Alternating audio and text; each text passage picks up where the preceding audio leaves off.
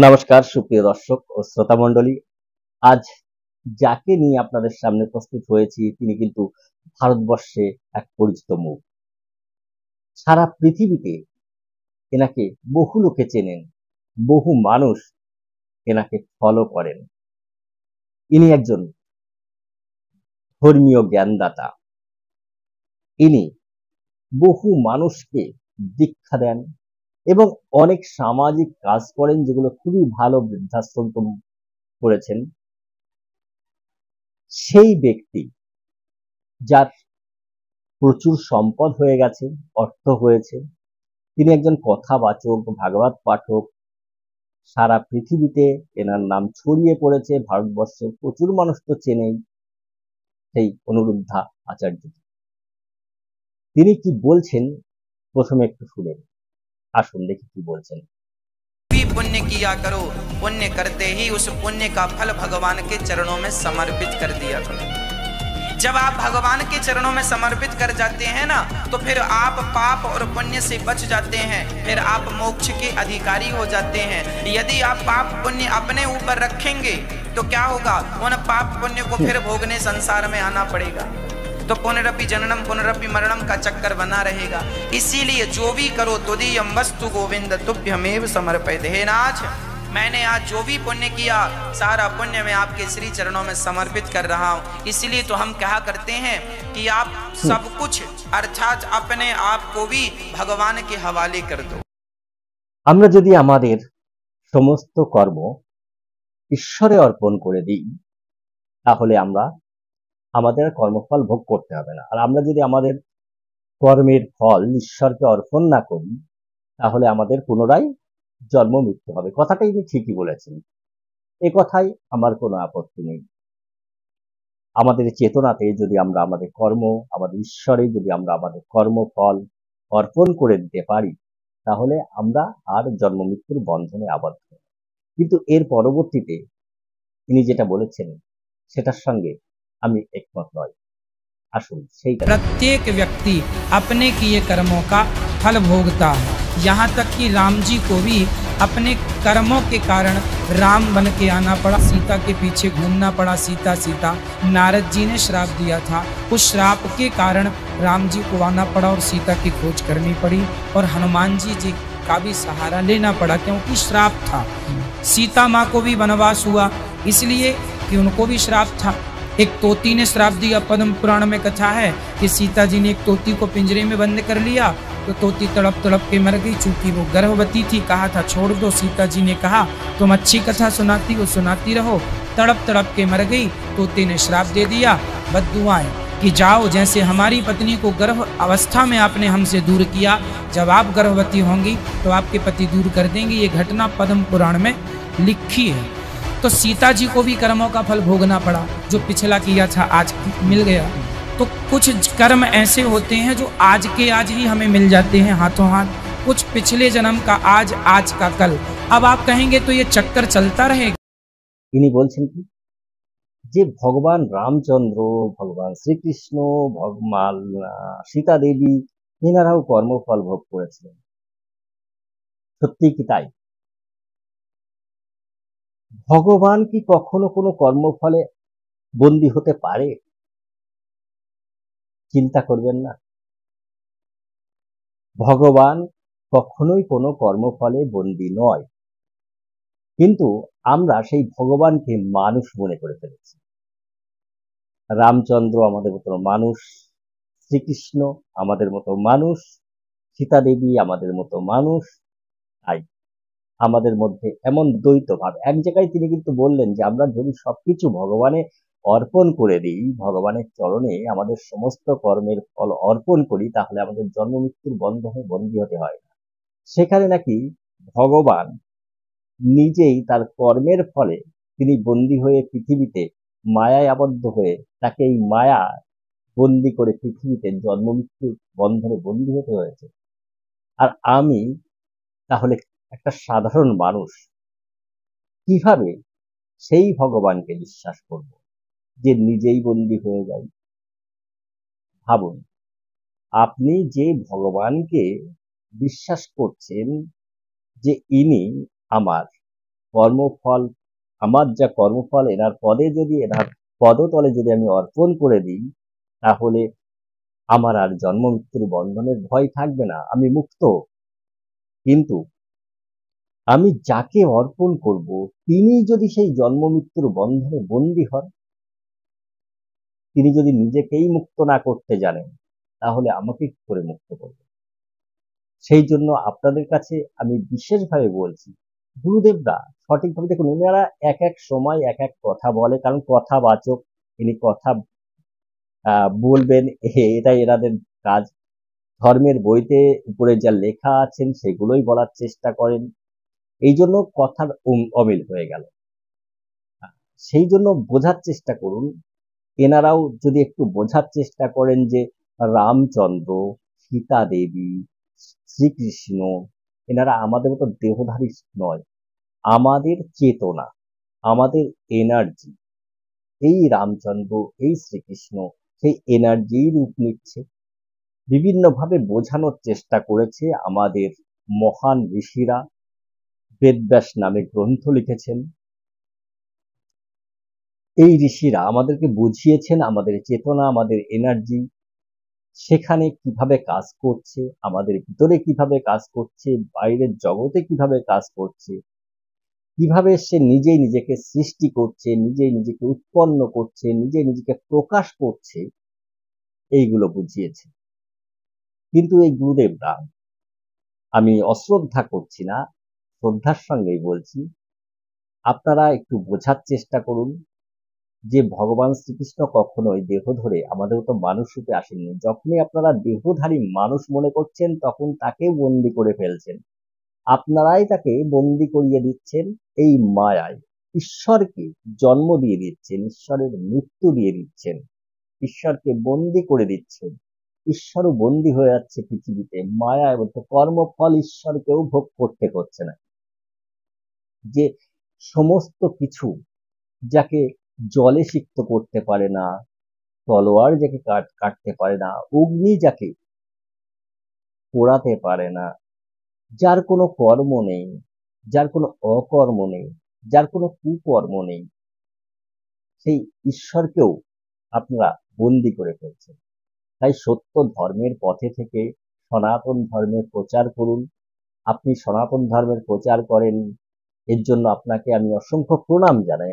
আমি শ্রদ্ধা করি, আপনাদের মতো মানুষকে আমি শ্রদ্ধা করি, কারণ আপনারা সনাতন বৈদিক হিন্দু ধর্মের প্রচারক। কিন্তু আপনারা এই যে কিছু কিছু দিক ভুল দেখান, এই জন্য আমি এই ভিডিওতে আপনাকে তুলে ধরার চেষ্টা করেছি এবং বলার চেষ্টা করছি যে ভগবানকে কখনোই মানব রূপে দেখবেন না। মানবের যে অন্তর্নিহিত চেতনা রয়েছে, মানব সহ সারা বিশ্ব ব্রহ্মাণ্ডে যে এনার্জি, যে চেতনা রয়েছে, কনসাসনেস রয়েছে, এটাই ভগবান, এটাই ঈশ্বর।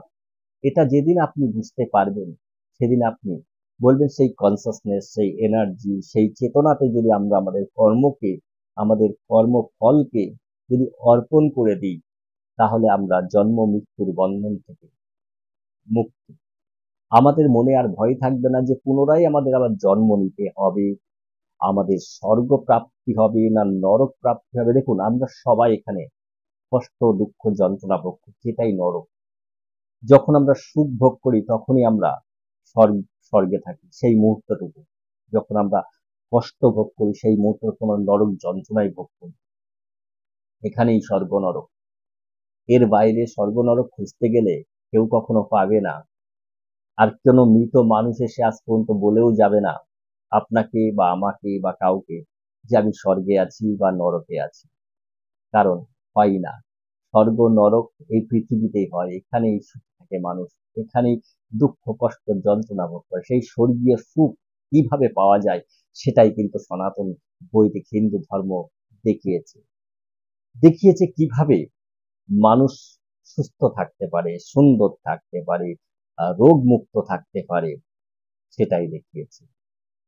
দেখিয়েছে যে আমরা যদি প্রতিনিয়ত ওমকার রূপ ঈশ্বরকে ধ্যান করতে পারি, অর্থাৎ ওমকার রূপ গুরুকে যদি আশ্রয় করতে পারি, তবেই আমরা এই নরকের যন্ত্রণা থেকে মুক্তি লাভ করবে। সেই জন্য আমাদের প্রত্যেকের কর্তব্য আমরা যেন অবশ্যই অহংকার, এই অহং জপ করি, চেঁচিয়ে নয়, মাইক ফাটিয়ে নয়, খোল করতাল বাজিয়ে নয়, স্থির চিত্তে একটি জায়গায় বসে স্থির হয়ে ধ্যানমগ্ন হতে হবে। একদম চিত্তকে, মনকে স্থির করতে হবে, করে এই ওমকারে স্মরণ নিতে হবে। তাহলে আমরা ধীরে ধীরে আমরা যেটা চাইছি, যে সুখ, শান্তি, ঐশ্বর্য চাইছি, আমরা সেটা পেতে পারি বা আমরা সেটা পাব। কিন্তু আমরা সেই গুরুকে ত্যাগ করেছি, সেই ঈশ্বরকে ত্যাগ করেছি, সেই ঈশ্বরের বাণীকে ত্যাগ করেছি, সেই শব্দ ব্রহ্মকে ত্যাগ করেছি, করে আজ আমরা প্রকৃত সত্য থেকে সরে গিয়ে মিথ্যাকেই ধর্ম মনে করছি। আমরা নানা স্থানে মহোৎসবের নামে অধর্ম করছি, যা সত্য নয়। আমরা মনে করছি যে এটা সত্য, কিন্তু প্রকৃত ওটা সত্য নয়। মহোৎসব দিচ্ছি, মহৎ উৎসব, সেই উৎসবে ওমকার বিহীন হচ্ছে। সেই উৎসব যারা করছে তারা কেউই ব্রাহ্মণ নন। অতএব যে ব্রাহ্মণ ব্রহ্মকে জেনেছে, যিনি ব্রহ্মকে জেনে গেছেন, যে ব্রহ্ম কি, তিনি তো ব্রাহ্মণ। অতএব তারা কিন্তু ব্রহ্মকে জানতে পারেনি। তারা কি করছে? তারা চৈতন্য দেবকে ভগবান মনে করেছেন। তারা আপনার সেই মহোৎসবে আসছেন, আপনাকে বিভিন্ন ভাবে আপনার কাছে জ্ঞান দান করার চেষ্টা করছেন, ভ্রান্ত পথ দেখাচ্ছেন। তারা নিজেরাও কিন্তু দুঃখে দুঃখে দুঃখে কষ্টে কষ্টে জর্জরিত হয়ে আছে, কারণ তারা কিন্তু নরকেই আছে।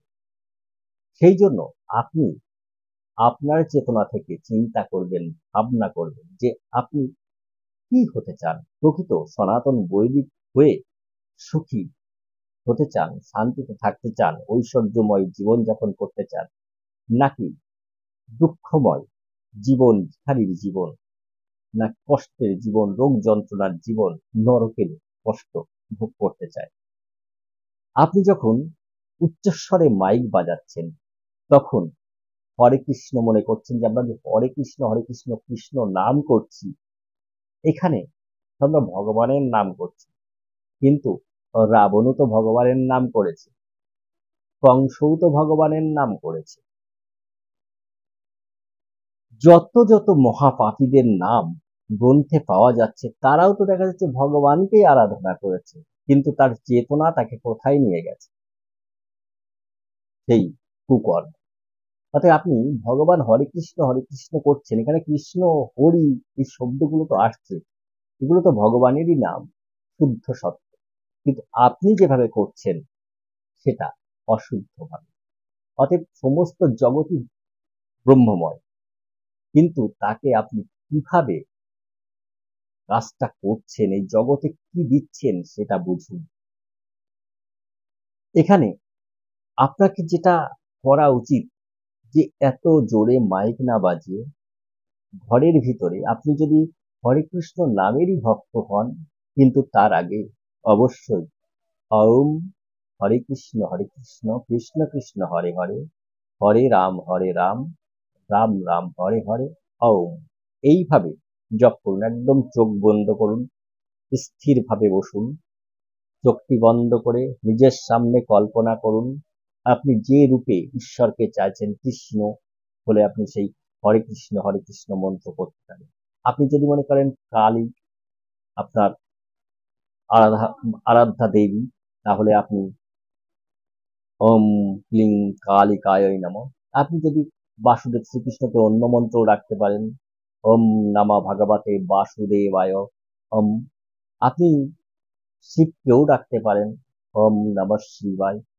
আপনি কিছু না পারলে ওম নমঃ শ্রী বিষ্ণু, ওম নমঃ শ্রী বিষ্ণু। আর আপনি দেখুন আপনার সামনে আপনার যিনি আরাধ্য দেবতা বা দেবী, তিনি আপনার সামনে উপস্থিত হয়েছেন, আপনাকে আশীর্বাদ দান করছেন, এবং আপনি তার আশীর্বাদে সুস্থ, সুখী, সুন্দর জীবনযাপন করছেন, আপনি ঐশ্বর্যময় হয়ে গেছেন।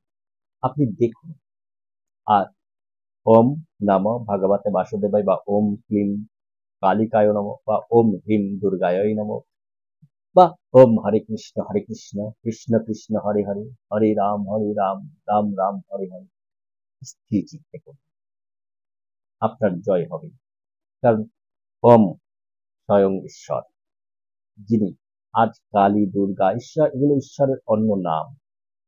স্বয়ং অমই স্বয়ং ঈশ্বর। কালী দুর্গা ব্রহ্মা বিষ্ণু মহেশ্বর সেই পরম ব্রহ্মের একটি নাম কৃষ্ণ। সেই জন্য আপনার যে মন্ত্র ভালো লাগে, যে মন্ত্র আপনার মনোপুত গায়ত্রী মন্ত্র করতে পারেন, ওম ভূর্ভুবস্সঃ তৎসবিতুর্বরেণ্যং ভর্গদেবস্য ধীমহি ধিয়ো ইয়ো ন প্রচোদয়াৎ। আপনি মৃত্যুঞ্জয় মহামন্ত্র জপ করতে পারেন। ওম ত্রয়ম্বকম যজামহে সুগন্ধিম পুষ্টিবর্ধনম উর্বরকুম বন্ধনান মৃত্যুর্মুক্ষীয় মামৃতাৎ। আপনার যে মন্ত্র আপনার মনে হয় আপনি সেই মন্ত্রকেই নিয়ে নিন। ওমই আপনার গুরু। এই গুরু নিয়ে পরবর্তীতে প্রকৃত গুরু নিয়ে আমি ভিডিও করব, সঙ্গে থাকবেন।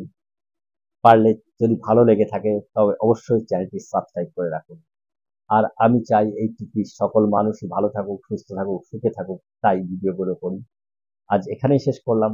সকলে ভালো থাকুন, সুস্থ থাকুন এবং সুখে থাকুন এবং সকলকে ভালো রাখুন। নমস্কার ও ধন্যবাদ।